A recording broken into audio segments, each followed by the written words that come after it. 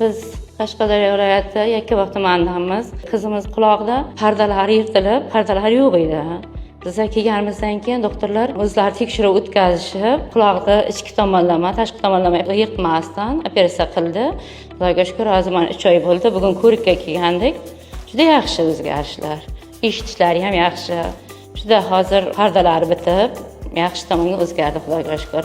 Alloh nasib qilsa bu quloqni ham operatsiya qildiramiz. Narkoz bolalarga, asablar tizimlariga ham yaxshi. Bolamiz injiqlik ham qilgani yo'q. Rahmat doktorlarga, sog' bo'lsin, qo'llari dard ko'rmasin. Assalomu alaykum aziz obunachilar. Qizimiz 6 yoshli qizaloq. Bundan 3 oy oldin 10 tomonlama eshik pasayishma shikoyat qilgan buvisi bilan. Tekshirib ko'rilganda o'ng quloq nog'ora parda tataniy perforatsiyasi aniqlangan va biz endoskopik timpanoplastika jarroh amaliyotini bajarganmiz. Operatsiya qulonchishidan endoskop yordamida bajarilgan. Teshik katta edi. Oldingi holatini qo'yib qo'yamiz, solishtirib ko'rasizlar. Va mana hozir pardani holati ideal holat deb ko'rishingiz mumkin. Mana parda, o'rtasi katta defekti bor mana bu joyda. Qon tomiri o'sib, juda ham zo'r holatda turibdi. Yaxshimisan? Eshitish yaxshi bo'ldimi? Maysaram qizcha.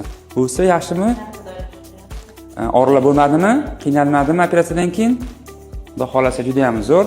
Yosh bolachalarimiz ham, qizlarimiz ham bemalol endoskop yordamida, ya'ni quloq orqasidan kesmasdan parda butun tiklash amaliyotini bajarsa bo'ladi. Kuningiz xayrli bo'lsin, salomat bo'ling.